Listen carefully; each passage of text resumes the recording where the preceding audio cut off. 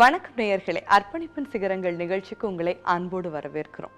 வேதத்துல ஒவ்வொரு தேவ மனிதர்களுடைய அழைப்பை பற்றி சிறப்பான காரியங்களை நாம பார்க்க முடியும். உதாரணமா ஆபிரகாமை ஆண்டவர் அழைத்த போது ஜாதிகளின் தகப்பனாய் ஆண்டவர் அழைத்தார். மோசேயை அழைத்தப்போ இஸ்ரவேல் ஜனங்களை எகிப்திலிருந்து கானானுக்கு வழிநடத்துற ஒரு தலைவரை அழைத்தார். இயேசு கிறிஸ்துவின் அழைப்பு ஜனங்களுக்கு ரட்சிப்பு கொடுக்க வேண்டிய அழைப்பா இருந்துச்சு. இதே பவுலுடைய அழைப்பை பார்க்கும்போது புறஜாதியாருக்கு சுவிசேஷத்தை அறிவிக்கிற அழைப்பா இருந்துச்சு. இதே அழைப்பு இன்றளவும் தொடர்ந்து கொண்டிருக்கிறது. இந்த அழைப்புக்கு கீழ்ப்படிந்து மிஷனரி பணிக்காக தங்களை ஆண்டவருக்காக ஒப்பு கொடுக்கிறவர்களை தான் நம்முடைய அர்ப்பணிப்பின் சிகரங்கள் நிகழ்ச்சியில ஒவ்வொரு வாரமும் நம்ம பார்த்துட்டு இருக்கிறோம். அந்த வகையில இன்னைக்கு நாம பார்க்க இருக்கிறது மத்திய ஆப்பிரிக்கா பகுதியில ஒரு கிராமத்தையே ஆண்டவருக்காக ஆதாயப்படுத்திய டேவிட் ஃபிளட், ஸ்வியா ஃபிளட் தம்பதியினர். மிஷனரி டேவிட் ஃபிளட், ஸ்வியா ஃபிளட் தம்பதியினர் ஸ்வீடன் தேசத்துல ஆண்டவருடைய பணியை செஞ்சுட்டு இருந்தாங்க.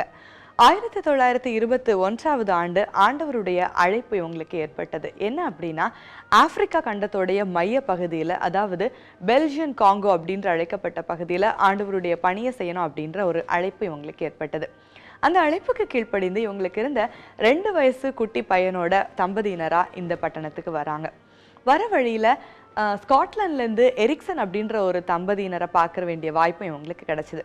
அவங்க பயணத்தின் போது பேசும்போது அவங்களும் சொல்றாங்க, இதே காங்கோ பகுதிக்கு தான் ஊழியம் செய்ய நாங்களும் போயிட்டு இருக்கிறோம் அப்படின்னு. ஸோ இப்போ 2 பேருக்கும் கம்பேனியன்ஸ் கிடைச்சிட்டாங்க. ஒரு ஃபேமிலியா சேர்ந்து இந்த பகுதிக்கு வராங்க. ஆப்பிரிக்காவில் பெல்ஜியன் காங்கோ பெல்ட், அதுக்குள்ள ஒரு கிராமம் டாலரா அப்படின்ற ஒரு கிராமம்.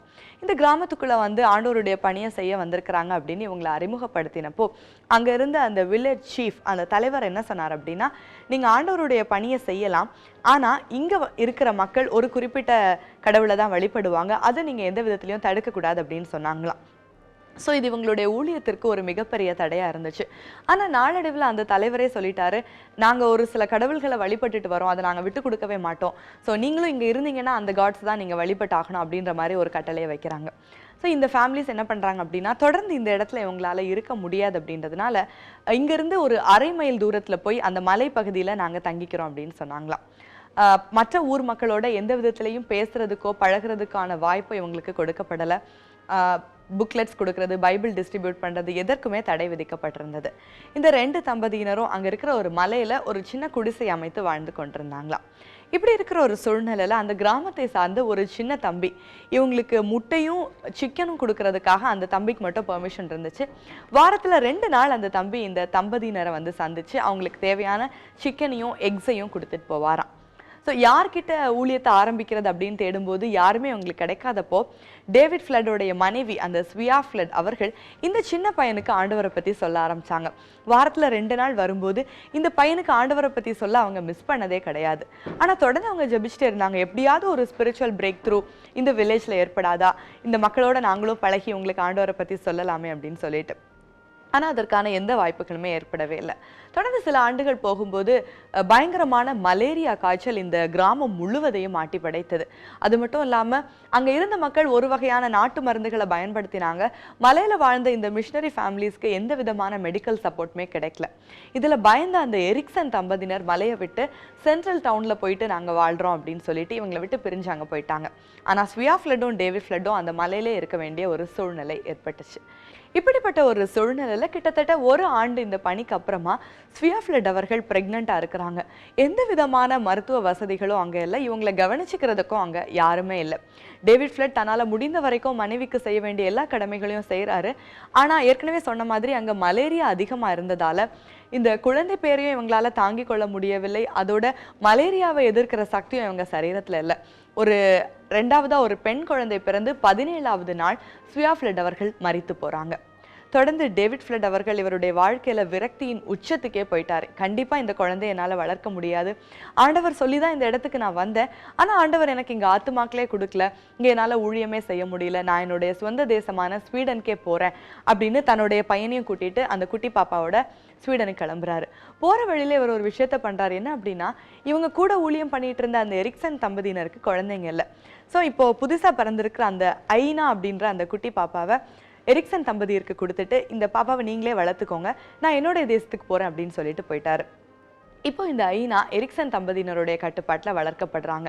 ஐனா வளர்ந்து வரும்போது தங்களுடைய கலாச்சாரப்படி அவங்களுக்கு ஆகி அப்படின்ற ஒரு பேரை வைக்கிறாங்க. அது மட்டும் இல்லாமல் தொடர்ந்து இந்த ஆப்பிரிக்கா பகுதிக்குள்ளே வந்தாலோ இல்லை ஸ்வீடனுக்கு திரும்ப போனாலோ இந்த குழந்தைக்கு ஏதாவது லீகல் இஷ்யூஸ் ஏற்படும், ஒரிஜினல் பெற்றோர் ஒருவேளை வந்து கிளைம் பண்ணலாம் அப்படின்ற நிறைய கன்ஃபியூஷன்ஸ் மத்தியில் இவங்க மறுபடியும் ஸ்காண்டினேவியாவில் போயிட்டு ஆண்டவருடைய பணியை செய்ய ஆரம்பிக்கிறாங்க. எரிக்சன் தம்பதியினர் ஆகிய நல்லாவே வளர்த்து ஒரு நல்ல இறையியல் பட்டமும் படிக்க வச்சாங்க. அது மட்டும் இல்லாமல் ஹர்ஸ்ட் அப்படின்ற ஒரு நல்ல மிஷனரிக்கு இவங்களை திருமணம் பண்ணி வச்சாங்க. ஸோ ஒரு பெரிய இவாஞ்சலிக்கல் யூனியனே இவங்களுக்கு இருந்துச்சு. நேர்களே, மிஷனரி ஸ்வியா ஃப்ளட், டேவிட் ஃப்ளட் தம்பதியினருடைய ஊழிய பணியை பற்றி மேலும் பல காரியங்களை தெரிந்து கொள்ளலாம். தொடர்ந்து பல தேசங்களில் போய் ஆண்டவருடைய பணியை செய்யும் போது ஒரு நாள் இந்த ஆகிக்கு ஒரு ஆர்டிக்கிள் படிக்கிறதுக்கான ஒரு வாய்ப்பு கிடைத்தது. அது வரைக்கும் ஆகிக்கு இவருடைய ஒரிஜினல் பெற்றோர் இவங்க கிடையாது அப்படின்ற விஷயம் எதுவுமே தெரியல. இந்த பத்திரிகையை படிக்கும்போது அதில் என்ன விஷயம் இருந்துச்சு அப்படின்னா, டாலரா அப்படின்ற ஒரு பகுதி இருக்கு. இந்த பகுதியில் ஒரே ஒருத்தர் ஊழியம் பண்ணி 630 ஆத்துமாக்களை ஆண்டவருக்காக ஆதாயம் படுத்தி இருக்கிறாரு. கிட்டத்தட்ட அந்த முழு கிராமமும் ஆண்டவரை ஏற்றுக்கொண்டு இருக்கிறாங்க. ஸோ மிஷனரிகள் போய் அந்த இடத்த பார்க்கும்போது நிஜமாவே அவங்களுடைய ஊழியத்தை அது ஊக்குவிக்கும் அப்படின்ற ஒரு ஆர்டிக்கிளை பார்த்தாங்களாம். இந்த ஆர்டிக்கல் பார்த்தோன்னே இவங்களை சார்ந்த அந்த மிஷனரி இயக்கத்தில் போய் சொல்கிறாங்க, இப்படி ஒரு பிளேஸ் இருக்குது, இங்கே கண்டிப்பாக நம்ம ஒரு விசிட் போகணும் அப்படின்னு சொல்கிறாங்களாம். இந்த இடத்துக்கு ஆகியும் அவருடைய கணவனாரும் கடந்து செல்லும்போது அங்கே ஒரே ஒரு போதகர் இருக்கிறார், ஒரே ஒரு ஆலயம் இருக்குது. அந்த 630 ஆத்துமாக்களும் அந்த போதகர் சொல்கிறத கேட்குறாங்க. அந்த ஆலயத்துக்கு போய் ஆராதனைகளில் கலந்து கொள்கிறாங்க. அவ்வளோ பேர் ரட்சிக்கப்பட்டு ஒன்றா ஆண்டவர் ஆராதிக்கிறத பார்க்கும்போது ஆகிக்கு ரொம்பவே சந்தோஷமாக இருக்குது.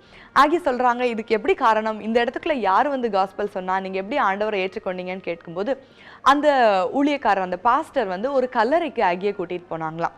இந்த கல்லறையை காமிச்சு, ஸ்வியா ஃப்ளட் அப்படின்ற அவங்களுடைய கல்லறையை காமிச்சு, இவங்க தான் எனக்கு ஆண்டவரை பற்றி சொன்னாங்க, நான் அறிந்து கொண்ட ஆண்டவரை என்னுடைய மக்களுக்கு நான் சொன்னேன் அப்படின்னு சொன்னாங்களாம். ஸோ இன்னும் ஆகிக்கு வந்து தன்னுடைய அம்மா தான் அதுன்ற விஷயம் தெரியவே இல்லை.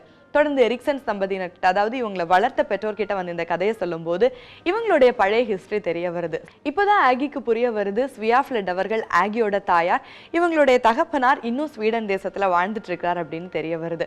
உடனே தகப்பனாரை எப்படியாவது ஸ்வீடன் தேசத்துக்கு போய் பார்க்கணும்னு ஆகியும் இவங்களுடைய கணவனாருமா சேர்ந்து ஸ்வீடன் தேசத்துக்கு போறாங்க. அங்க போய் பார்த்தா இவங்களுக்கு ஒரு பெரிய அதிர்ச்சி காத்திருந்தது. அங்கே டேவிட் ஃப்ளட் அவர்கள் வேற ஒரு திருமணம் பண்ணியிருந்தாரு. அவருக்கு 4 குழந்தைங்க இருந்தாங்க.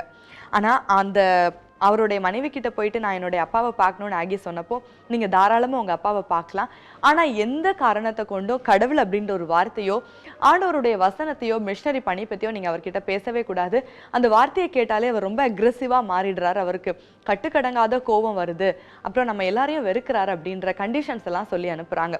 இதுக்கெல்லாம் ஒத்துக்கிட்டு ஆகி வந்து தன்னுடைய அப்பாவை பார்க்க போகிறாங்க. அப்பா ரொம்ப குடி போதையில் இருக்கிறாரு, வாழ்க்கையின் கடைசி நாட்களில் நோய்வாய்ப்பட்டு படுத்திருக்கிறாரு. இப்படிப்பட்ட ஒரு சூழ்நிலையில் கூட ஆண்டவர் மேலே அவருக்கு வந்து ஒரு பயங்கரமான ஒரு வெறுப்பு இருந்துச்சு. ஸோ ஆகிக்கு புரியுது எதனால இந்த வெறுப்பு அப்படின்ட்டு. ஆகி பொறுமையா தன்னுடைய தகப்பனார்கிட்ட அவங்க அம்மா பத்தி கேட்குறாங்க. அவங்களுடைய விட்டு வந்த ஊழிய பணியெல்லாம் பத்தி கேட்கும்போது இவருக்கு நிஜமாவே கோபம் வருது. சொல்றா, நான் ஆண்டவருக்கு எவ்வளவு உண்மையா இருந்தேன், ஆண்டவர் சொன்னோடனே நான் கேட்டு இதெல்லாம் விட்டுட்டு அந்த தேசத்துக்கு போனேன், ஆனா ஆண்டவர் என்னுடைய மனைவியை எடுத்துட்டாரு. ஒருவேளை அப்படி எடுத்துருந்தா கூட ஏதாவது ஆத்துமாக்களை எனக்கு கொடுத்தா நான் திருப்தியா இருப்பேன், ஆனா எனக்கு ஆண்டவர் எந்த ஆத்துமாக்களுமே கொடுக்கல, அவ்வளோ இயர்ஸ் நான் அங்கே வேஸ்ட் பண்ணிட்டு இங்க வந்திருக்கிறேன் அப்படின்ற மாதிரி ரொம்ப விரக்தியோட சொன்னாராம். அப்ப ஆகி வந்து இந்த போதகரை இன்ட்ரோடியூஸ் பண்ணி அந்த ஆர்டிக்கிளையும் காமிச்சாங்க.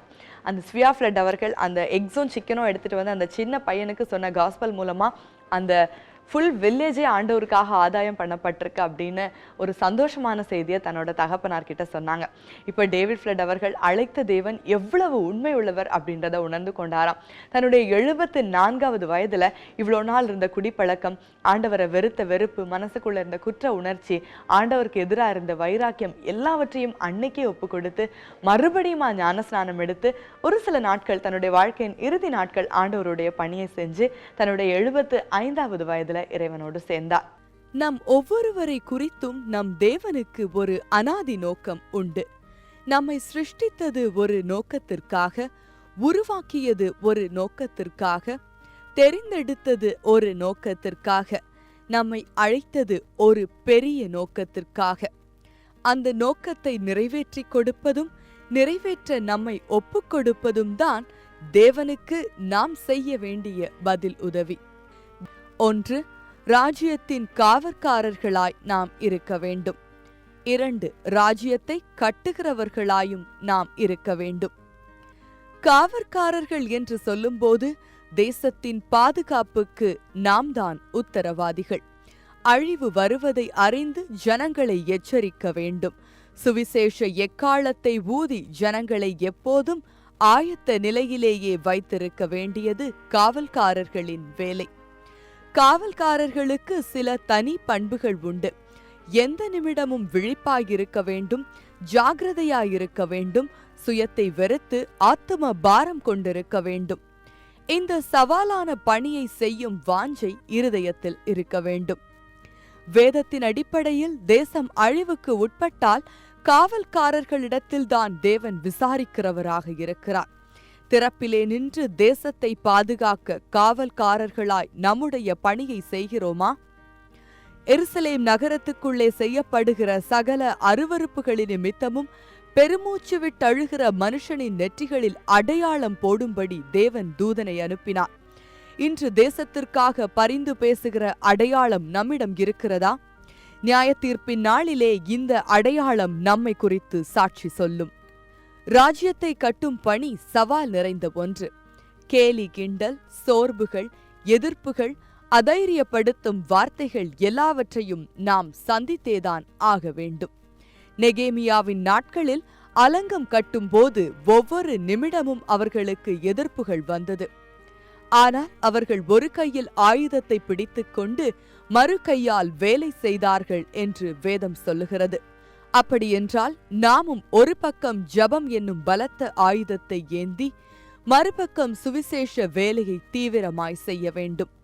ராஜ்யத்தை கட்டும் பணியை செய்யும் போது எந்தெந்த பகுதிகளில் நாம் கவனம் செலுத்த வேண்டும் என்று தெரிந்து கொள்ளுவது நல்லது. ஒட்டுமொத்த உலகத்தின் அமைப்பை 7 பிரிவுகள், அதாவது 7 மலைகளுக்குள் பிரித்து விடலாம். பொழுதுபோக்கு, வியாபாரம், மதம், ஊடகம், கல்வி, குடும்பம், அரசாங்கம். உலகை கட்டுப்படுத்தும் 7 முக்கியமான துறைகள் இவை. இந்த 7 பிரிவுகளை நாம் சுவிசேஷத்தால் சந்தித்தால் ஒட்டுமொத்த உலகிற்கும் சுவிசேஷம் சென்றுவிடும். இன்று இந்த 7 முக்கியமான துறைகளும் யாருடைய கட்டுப்பாட்டில் இருக்கிறது? பதில் நீங்களே அறிந்ததுதான். தேவை மிகுந்த ஒரு தேசத்தில் நாம் வாழ்ந்து கொண்டிருக்கிறோம். 953 மக்களினங்கள் வாழும் நம் தேசத்தில் இன்னும் 204 மக்களினங்கள் மத்தியில் சுவிசேஷம் வேர்கொள்ளவில்லை. மொத்தம் 222 மொழிகளில் 81 மொழிகளில் வேத புத்தகத்தின் எந்த பகுதியும் அச்சிடப்படவில்லை. அஞ்சல் குறியீடு, அதாவது பின்கோட் அடிப்படையில் பிரிக்கப்பட்டுள்ள 27,000 பகுதிகளில் 18,000 பகுதிகளுக்கு சுவிசேஷம் சொல்ல ஒரு மிஷனரி கூட இல்லை. அழிந்து போகும் உலக சந்தோஷத்திற்கு தேவையான எல்லாவற்றையும் நாம் துணிந்து செய்கிறோம். நித்தியமாய் நிற்கப் போகும் தேவனின் காரியமாய் போவதற்கு நாம் இன்னும் யோசிக்கிறோம், தயக்கம் காட்டுகிறோம், மறுத்தும் விடுகிறோம். தேசம் எங்கும் மதத்தின் பேரில் கிளர்ச்சி, ஆங்காங்கே மிஷனரிகள் பொது இடங்களில் கொல்லப்படும் துணிகரம், திருச்சபைகளில் தாக்குதலெல்லாம் தினசரி செய்தியாகிவிட்டது. இவையெல்லாம் கடைசி காலத்தின் அறிகுறிகள் என்று சொல்லி பரிதாபப்பட்டு பேச்சிலேயே முடித்து விடுகிறோம். தேவனுடைய ராஜ்யம் பேச்சிலே அல்ல, பலத்திலே உண்டாயிருக்கிறது. நம்முடைய முழு பலத்தையும் ஜெபத்திலும் சுவிசேஷத்திலும் முதலீடு செய்தால் நிச்சயம் நம் தேசம் சீக்கிரம் சந்திக்கப்படும். அதிசீக்கிரத்தில் வரப்போகும் இரட்சகரை நாம் தைரியமாய் எதிர்கொள்ள முடியும். நீங்கள் தேவ பணியில் இருக்கிறீர்களா? தேவ பணியில் உங்கள் பங்கு என்ன? இன்றைய ஜெபிக்கலாம் வாங்க பகுதியில் நம்முடைய இந்திய தேசத்தின் ஒரு சந்திக்கப்படாத பழங்குடியின மக்களை பற்றி நாம் தெரிந்து கொள்ளலாம்.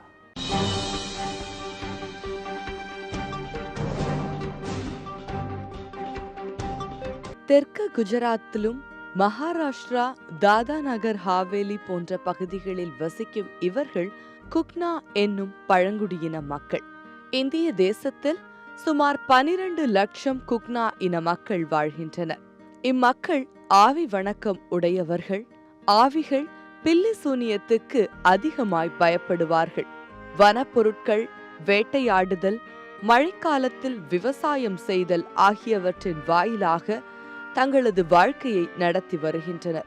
அரிசி, சோளம், ராகி ஆகியவை இவர்களின் பிரதான உணவுகள்.